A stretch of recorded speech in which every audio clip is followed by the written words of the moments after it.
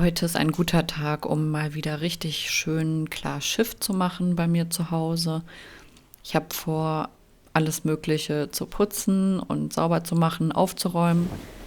Ich habe mir auch für das neue Jahr vorgenommen, dass ich mehr in Richtung Minimalismus wieder gehen möchte und habe da jetzt so ein kleines Reset geplant heute. Ich möchte alles frisch haben, sodass ich beschwingt ins neue Jahr starten kann. Das gibt mir auf jeden Fall immer ein gutes Gefühl. Und ich fange jetzt hier erstmal an, dass ich die Betten mache. Das ist immer ganz wichtig dafür. Ich mache das auch immer, bevor ich sauge, weil ich so den Staub, den ich dabei erzeuge, später einfach wieder wegsauge und dann zumindest hoffe, dass es länger staubfrei ist, was dann auch nach 2 Tagen meistens schon wieder mit Wollmäusen endet. Aber gut. Wenn ihr euch für Kunst interessiert und so ein bisschen für Lifestyle, Haushaltsführung und Minimalismus, dann folgt mir doch gerne auf diesem Kanal und lasst mir ein Abo da. Lasst mir auch gerne ein Like da und kommentiert gerne meine Videos. Ich mache hier auf dem Kanal meistens Kunstvideos. Ich bin Künstlerin von Beruf, möchte aber gerne auch wieder ein bisschen mehr diese Haushaltsvideos machen, weil ich das einfach selber sehr gerne mag und damit habe ich auch angefangen. Falls ihr mich schon länger hier verfolgt bei YouTube, dann habt ihr bestimmt auch schon das eine oder andere Aufräumen-Video von mir gesehen.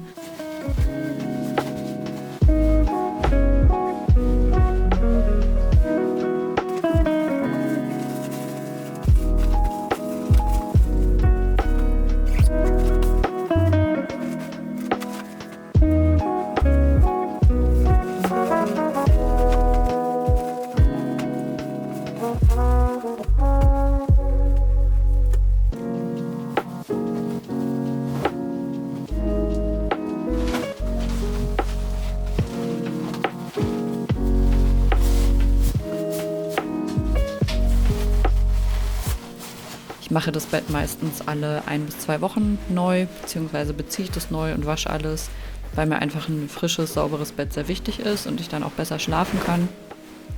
Meine Kopfkissenbezüge beziehe ich meistens alle 2 bis 3 Tage tatsächlich neu, weil ich das immer so ein bisschen davon abhängig mache, ob ich mir gerade die Haare frisch gewaschen habe oder nicht.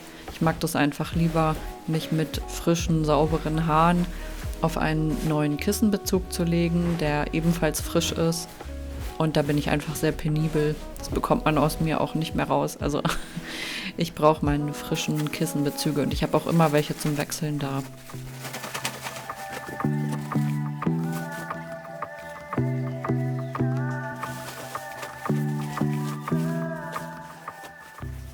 So, das Bett ist fertig. Jetzt kommt erstmal meine Tagesdecke wieder drauf. Das ist einfach eine von Ikea. Da habe ich 2 Stück von und eine in so einem Petrolblau und die wechseln wir einfach immer ab.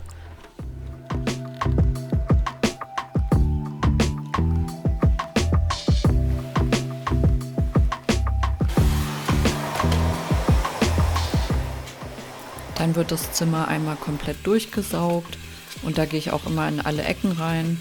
Das mache ich meistens auch bei meiner wöchentlichen Routine, dass ich wirklich versuche, in jede Ecke zu gehen und auch diese Wollmäuse, wie man hier sieht, auch alle wegzubekommen, weil die stören mich einfach total. Und ich hatte es ja schon gesagt, die tauchen auch einfach nach 2 Tagen wieder auf.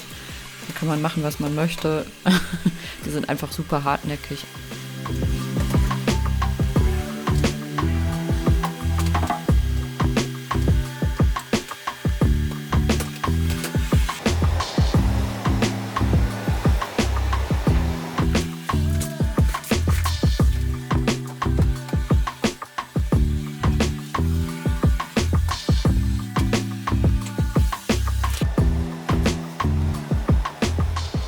Im Flur ist es natürlich auch immer sehr schnell dreckig, weil hinten in der Ecke das Katzenklo steht und da sammelt sich sowieso immer sehr viel an.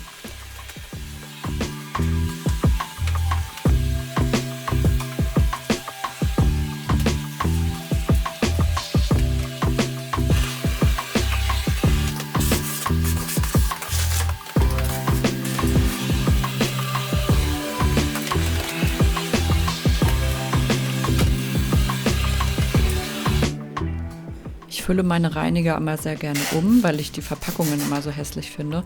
Und hier habe ich einfach einen Glasreiniger von Frosch, dieser Spiritus-Glasreiniger. Den fülle ich mir dann einfach immer da rein. Ich glaube, die Flasche habe ich von Jysk oder so. Und die Aufkleber von Amazon.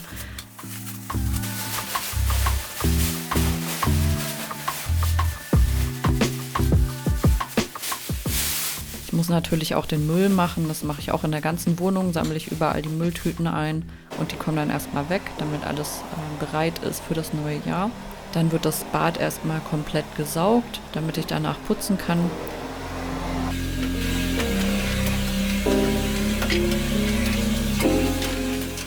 Ich sauge von allen Flächen erstmal die Staubpartikel weg, damit es mir dann später beim Putzen etwas leichter fällt.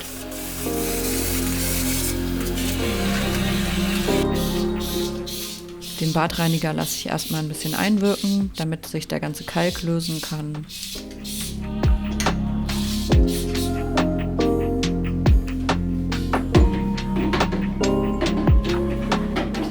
Beim Klo kommt auch als erstes der Reiniger rein, damit der einwirken kann. Und dann fange ich an, mich von außen nach innen durchzuarbeiten. Also die saubereren Teile mache ich als erstes und arbeite mich dann vor zu den etwas schmutzigeren inneren Teilen des Klos. Ja, ich weiß, es ist immer wunderschön, jemanden beim Kloputzen zuzugucken, aber es gehört halt nun mal dazu und für ein richtiges frische Gefühl im neuen Jahr ist es einfach auch sehr wichtig, die ekligen Sachen zu machen. Ich trage beim Kloputzen auch immer extra Handschuhe, die ich danach wegschmeiße, weil ich das sonst einfach viel zu eklig finde. Also so wiederverwendbare oder so, die kommen mir da gar nicht in die Tüte. Und dann, wenn ich das Gefühl habe, es ist sauber, dann gehe ich meistens nochmal mit einem anderen Reiniger drüber. Und jetzt kann ich auch anfangen, das Waschbecken zu putzen, weil die Einwirkzeit auch durch ist.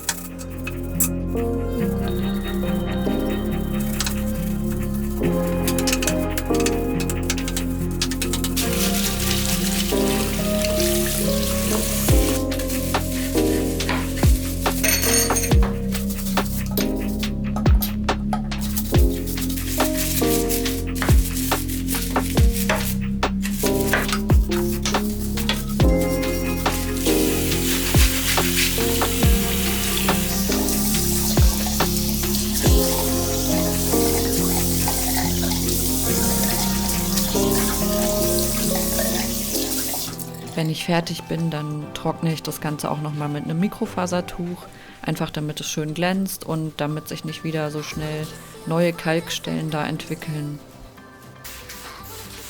Den Spiegelschrank mache ich erstmal nur von außen, weil ich eigentlich vorhatte, den von innen auch nochmal komplett sauber zu machen, aber das möchte ich lieber an einem anderen Tag machen, damit nicht alles auf einmal ist.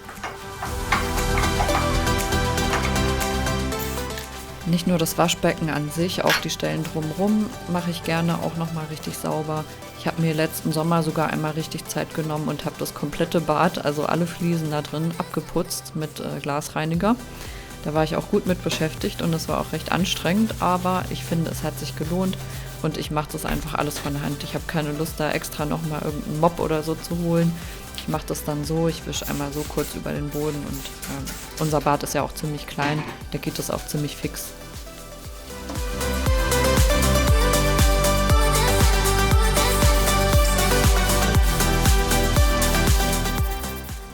Die Dusche mache ich heute auch nur grob, weil ich die eigentlich erst geputzt hatte. Aber wichtig ist mir vor allem die Duschwanne und dass so die Armaturen einfach sauber sind und von Kalk befreit sind. Deswegen ist jetzt heute die Dusche so ein bisschen im Schnelldurchlauf. Den Reiniger lasse ich dann auch erstmal ein bisschen einwirken, bevor ich den dann einarbeite mit dieser Bürste. Ja, und der Duschkopf, der muss natürlich auch sauber gemacht werden. Da sammelt sich ja auch gerne mal Kalk an.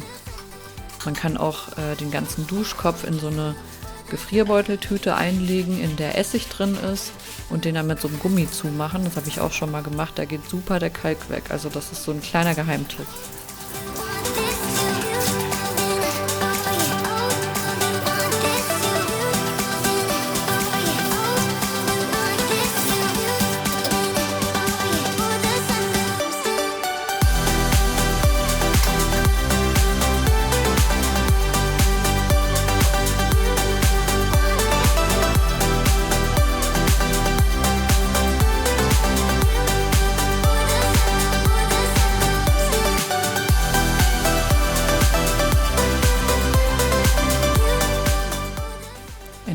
Innenraum entwickelt sich auch immer so schnell Feuchtigkeit. Also ich lüfte immer zwischendurch, wenn ich das Bad putze.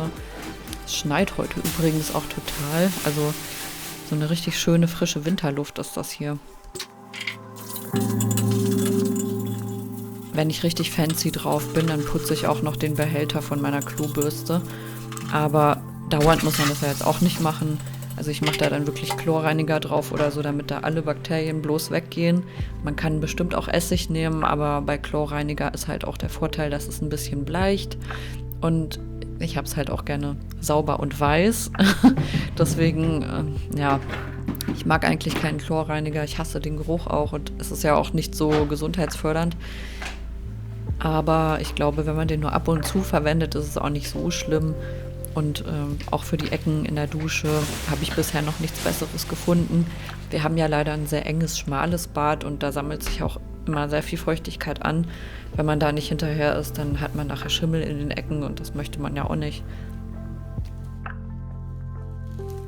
Ich finde, es ist gleich so viel besser hier im Bad und ich fühle mich da auch immer so befreit und erfrischt irgendwie, wenn das Bad sauber ist. Da hat man gleich viel mehr Lust, irgendwie den Rest weiterzumachen und ins neue Jahr mit neuer Energie zu starten. Geht mir allerdings jedes Mal so, wenn ich das Bad gründlich putze. Das Einzige, was hier noch ein bisschen fehlt, ist, dass ich hier in der Dusche nochmal aufräumen muss. Also die paar Sachen, die muss ich nochmal umstellen. Da ist irgendwie alles so komisch durcheinander und sieht irgendwie optisch etwas hässlich aus. Ja, so, viel besser.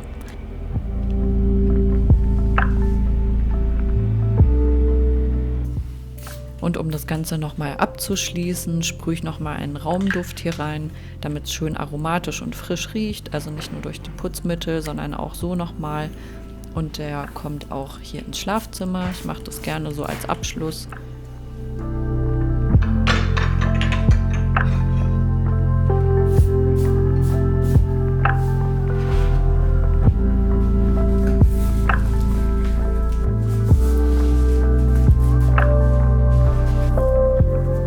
Ich habe hier einen Rock, bei dem der Gummi irgendwie so komisch verzogen ist oder so. Also der sitzt irgendwie ganz merkwürdig. Und ich versuche das jetzt einfach mit dem Bügeleisen ein bisschen rauszukriegen. Ich hoffe, es bringt was, weil das ist halt echt unbequem, den so zu tragen.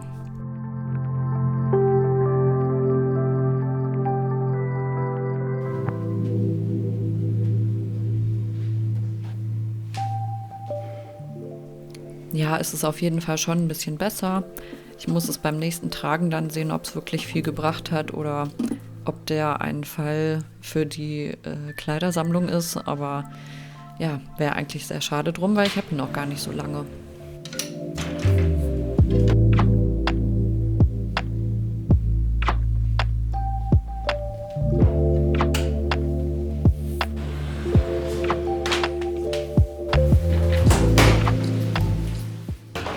Die erste Wäsche wäre damit durch und dann kommt natürlich gleich auch wieder die nächste rein. Ich habe heute ein bisschen mehr Wäsche zu waschen, dadurch, dass ich ja die Bettwäsche noch dabei habe. Genau die kommt jetzt da rein.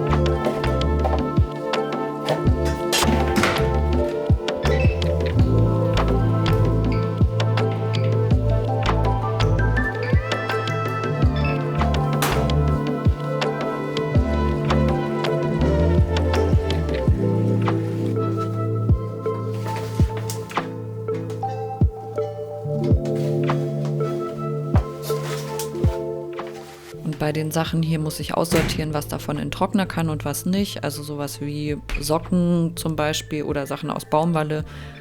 Die packe ich meistens in den Trockner rein oder auch Unterhosen. Aber sowas wie meine Skihose hier, die hatte ich letztens an, als wir im Schnee draußen waren. Die kann natürlich nicht in den Trockner.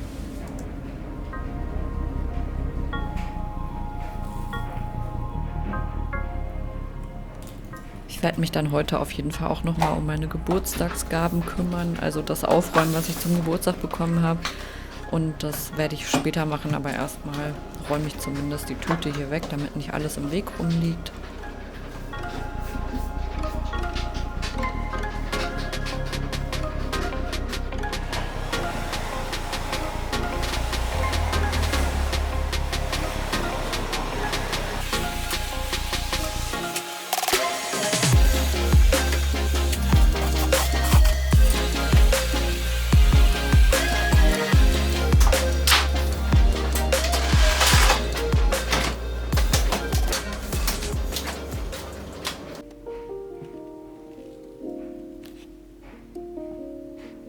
Falls ihr euch fragt, warum da so ein komischer Hügel im Bett ist, das ist die Katze.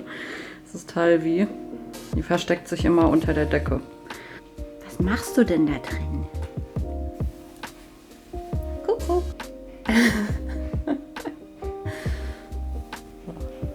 Kann sich schön einmummeln da drin.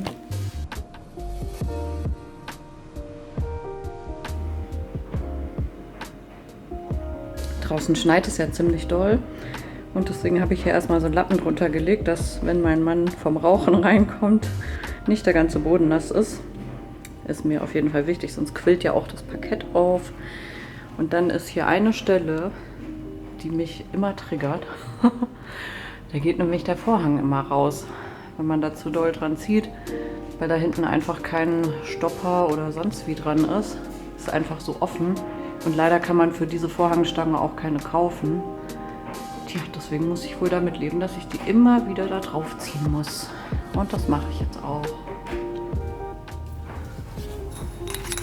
Es geht einfach so schnell, aber weil wir so hohe Decken haben, ist es immer nur mit einer Leiter möglich, darauf zu kommen. Ist auch genau dasselbe, wie wenn ich Pflanzen gießen muss. Da muss ich auch immer auf eine Leiter.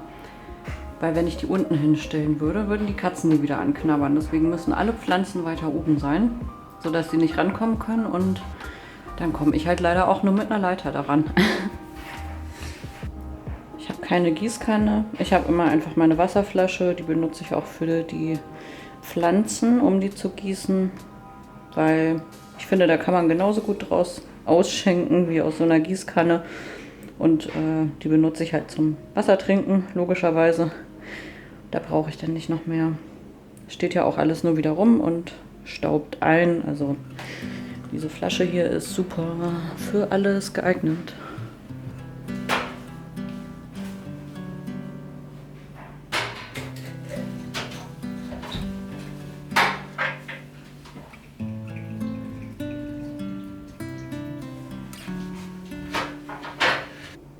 So viel hat diese Pflanze jetzt bekommen. Und das reicht dann meistens so circa 2 Wochen.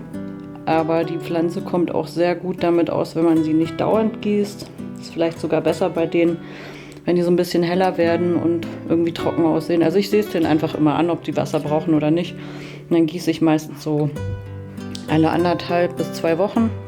Das reicht denen auf jeden Fall. Das sind ja so Efeututen, die sind sehr unkompliziert.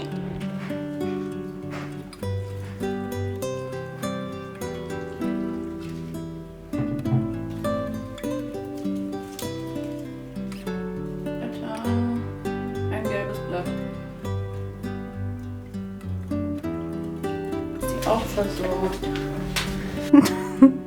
Wie liegst du denn da? Hm?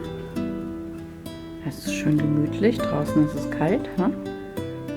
Ja.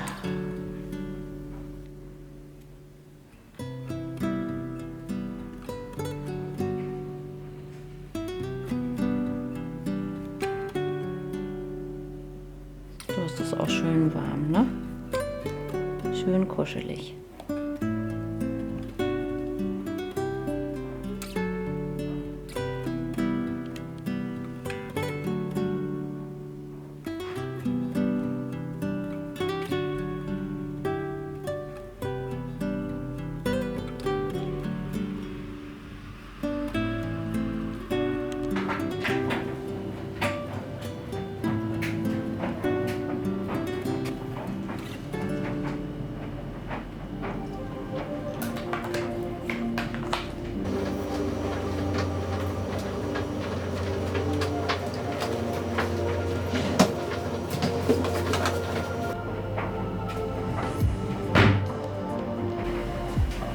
muss ich jetzt mal gucken, was ich von den Sachen, die ich zum Geburtstag geschenkt bekommen habe, zu meinen Vorräten packe.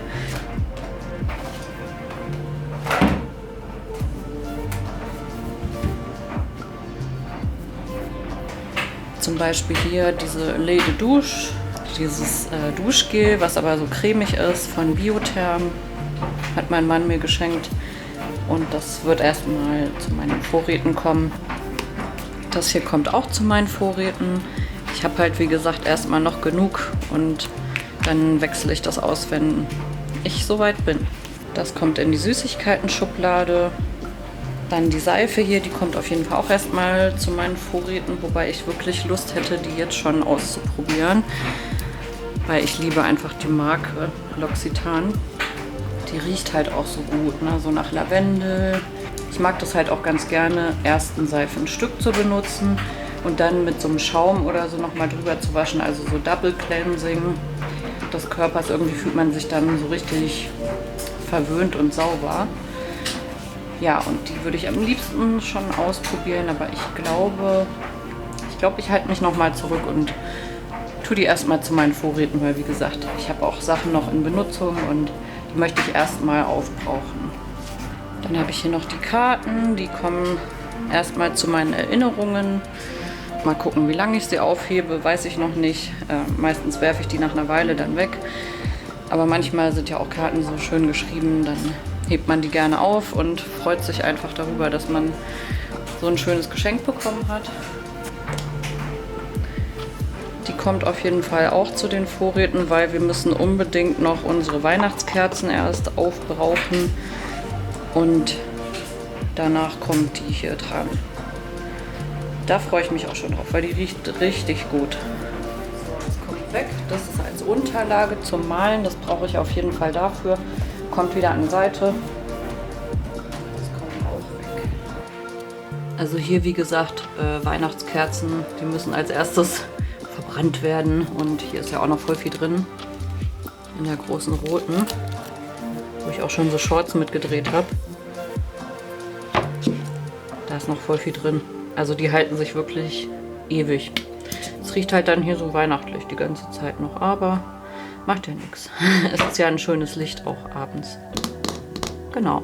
Und hier kommt dann die Kerze zu unseren Vorräten. Ich freue mich auch schon, wenn ich wieder diese Kristalle rausnehmen kann. Für eine positive Energie im Raum. Mag ich sehr gerne. Diesen Golden Healer hier zum Beispiel. Ja, aber erstmal müssen die Weihnachtssachen weg und dann kann ich wieder umdekorieren. Wir haben hier halt auch immer noch die letzte Weihnachtsdekoration hängen. Diese Girlande, die ich auch super schön finde. Ich wollte sie eigentlich heute im Laufe meines Clean-Ups hier wegpacken, einpacken und auf den Dachboden tun zu den anderen Weihnachtssachen. Ich habe nämlich sonst schon alles weggeräumt, unseren kleinen Weihnachtsbaum und die Deko im Büro.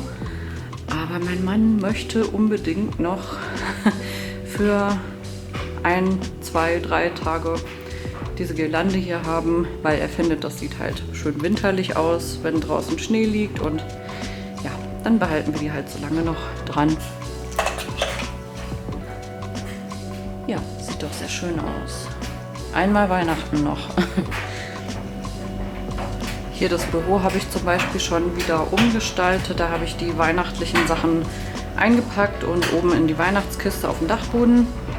Und jetzt sieht das schon wieder ein bisschen frischer aus, nach neuem Jahr, nach neuer Energie. Und ja, ich dekoriere ja sowieso gerne um.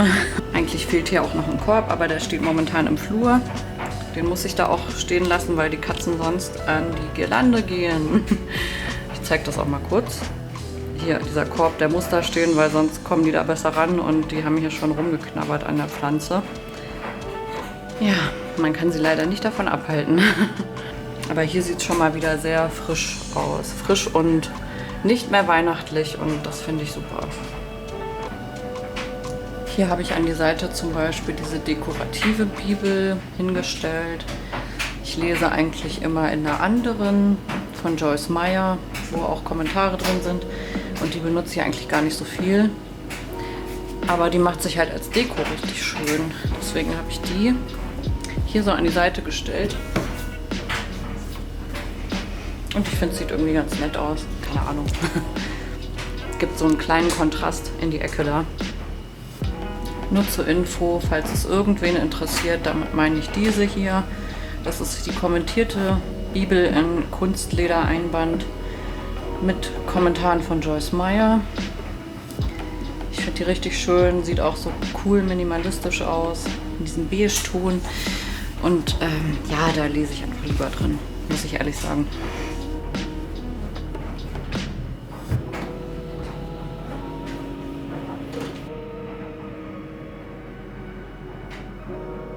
Ich arbeite hier auch gerade noch an einem Gemälde. Das ist noch nicht ganz fertig, da fehlt noch das Blattgold. Und dann kommt auch schon der nächste große Auftrag, das wird ein ganz großes Bild. Muss ich noch auspacken und die Leinwand selber aufspannen. Ja, Anfang des Jahres ist immer einiges zu tun. Hier habe ich jetzt auch noch so eine Garderobenleiste übrig. Ich weiß noch nicht, was ich damit machen soll, weil wir haben einfach keinen Platz mehr dafür. Ich hatte erst überlegt, ob ich daran meine Handtaschen aufhängen möchte oder so. Aber ich glaube, da hängt mir dann doch wieder zu viel in der Gegend rum und dann stauben die da so voll und irgendwie habe ich die Handtaschen halt dann lieber hier in der Schublade drin. Also hier zum Beispiel die eine. Oder hier die andere. Ja, und da sind die halt einfach viel geschützter. Wenn ich die halt jetzt draußen hinhängen würde, würde es natürlich irgendwie so schick aussehen und so ein bisschen girly und verspielt und so. Einerseits mag ich sowas auch total gerne, aber ich glaube, es stört mich dann doch, dass ich die dann wieder abstauben muss und vielleicht bleichen die dann auch eher aus. Ich weiß es nicht. Das ist halt echtes Leder. Ja, mal gucken. Ich glaube, ich weiß nicht, entweder spende ich die oder ich hebe sie auf für jemanden, der sie haben möchte. Ich weiß es noch nicht, aber eigentlich brauche ich sie nicht mehr. Liegt halt auch nur in der Schublade immer rum sonst, ne? Und in die Schublade könnte ich halt auch andere Sachen packen. Zum Beispiel Bettlaken oder so. Deswegen muss ich die eigentlich aussortieren.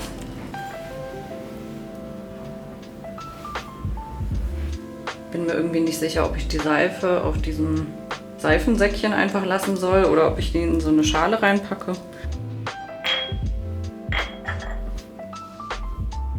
Weiß nicht, sieht das besser aus? Keine Ahnung. Die Seife hier ist von Spike, die habe ich irgendwie gekauft, weil die voll gut riecht in der Verpackung. Und wenn man damit aber aufschäumt, riecht die irgendwie wie die Seife im Keller von meiner Oma. Und ja, ich weiß nicht. Ich glaube, ich brauche sie einfach auf und kaufe sie halt dann nie wieder. Weil es wäre ja auch schade drum. Kostet, glaube ich, 2 Euro. Die muss man ja auch nicht verschwenden, ne? Ich weiß nicht, was sieht besser aus? Sieht das so besser aus? Oder einfach auf dem Seifensäckchen. Sieht irgendwie so ein bisschen coziger aus. Ein bisschen mehr cozy als in dieser Schale. Ja, das sind wirklich Probleme, die die Welt bewegen hier. Und das hier ist die andere Seife, die ich für den Körper auch benutze. Die riecht nach Moschus, aber so ganz warm und weich und ich liebe auch diesen Geruch von Moschus. Also falls jemand White Musk kennt von Body Shop, so ähnlich riecht diese Seife und die habe ich auf dem Mittelaltermarkt gekauft in Bad Essen. Das ist irgendwie so eine französische Seife und aus Marseille oder sowas und die riecht halt echt gut. Ah ja. Ich liebe das. Das ist so richtig schön sauber, gepflegt. Oh, ich liebe das. Hier habe ich jetzt so ein paar Beauty-Utensilien, die ich nicht immer verwende. Da kommt jetzt auch das Seifensäckchen mit rein. Ich habe mich dazu entschieden, erstmal die Schale zu nehmen und wenn es mich stört, dann tausche ich es halt wieder um. Also zum Beispiel solche Pads, die man benutzen kann als Toner-Pad oder als kleine Maske mit Centella, keine Ahnung, so koreanische Kosmetik. Oder hier diesen Glykolsäure-Toner, den benutze ich auch nicht immer, weil ich da sehr empfindlich drauf reagiere. Ist aber für die Oberarme zum Beispiel ganz gut, wenn man da so diese, ja, so Unebenheiten hat oder so. Und dann das Detox-Shampoo von Way. Das liebe ich, habe ich auch schon nachgekauft. Das ist bisher das beste Shampoo, was ich je hatte. Dieses Detox oder auch das für feine Haare. Damit waren meine Haare noch nie so schön, wirklich, und sind auch nicht so komisch statisch aufgeladen gewesen oder so. Dann halt hier eine Körperbürste zum Trockenbürsten, Nagelbürste und so ein Haarband zum Haare zurückmachen. Nochmal so eine Kopfhaut-Massagebürste, wo ich nicht so 100% überzeugt bin, ob das funktioniert. Ich finde das ein bisschen komisch mit diesen Gumminoppen hier. Also ich finde, die bleiben irgendwie immer an den Haaren so komisch hängen und dann fühlt sich das so an wie so ein Gummireifen oder so. Also ich weiß nicht, das ist irgendwie so ein Hype-Produkt, was ich mal ausprobieren wollte und was aber, wo ich nicht so richtig von überzeugt bin.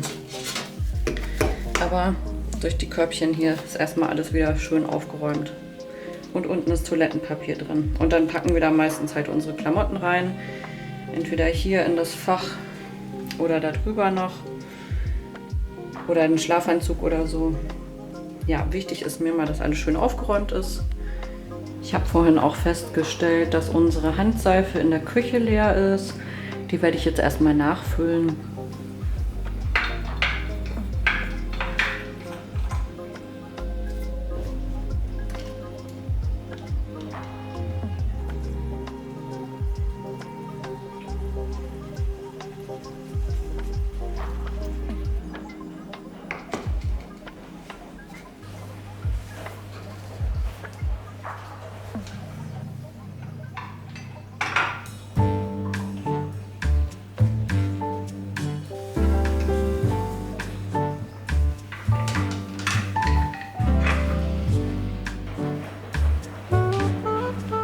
So, die zweite Ladung Wäsche ist fertig. Die Bettwäsche ist da drin und die werde ich jetzt erstmal aufhängen.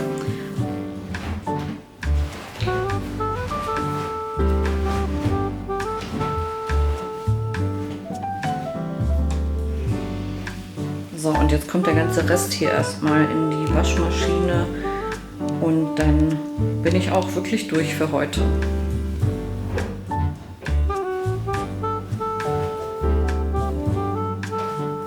Da benutze ich jetzt so ein Feinwaschmittel, weil da einige feine Sachen dabei sind, zum Beispiel diese Wollsocken. Werde ich auch alles nur im Wollwaschgang waschen und hier ist halt noch quasi eine Portion drin und dann brauche ich dieses Ding hier auf und dann ist es erstmal wieder leer.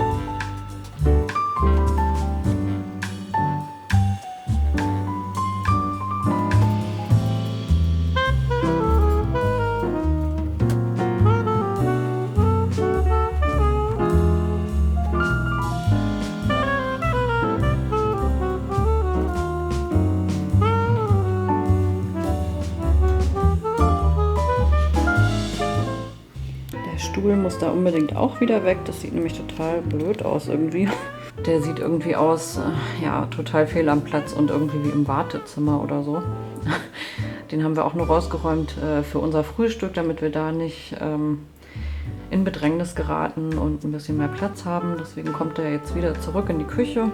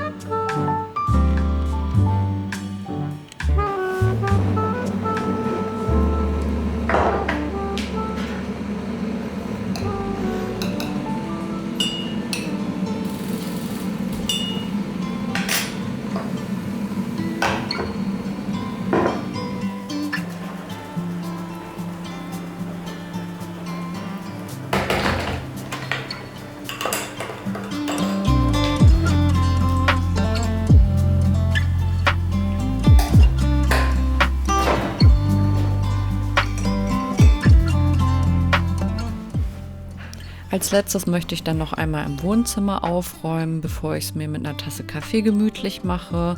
Und meine Katze Amy ist natürlich auch wieder dabei.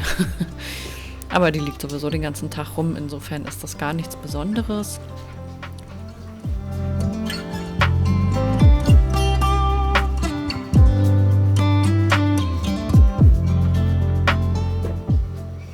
Ich habe auf jeden Fall gut was geschafft. Ich habe mich aber auch nicht übernommen mit der Arbeit.